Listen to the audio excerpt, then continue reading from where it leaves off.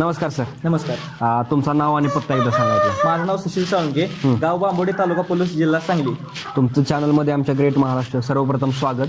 तुम्ही हा व्यवसाय कधीपासून सुरू केला, त्याचा कसा प्रवास होता हे आम्हाला सुरुवातीला सांगा. हा व्यवसाय सुरू करून आपल्याला जवळपास 2 ते 2.5 वर्ष झाली.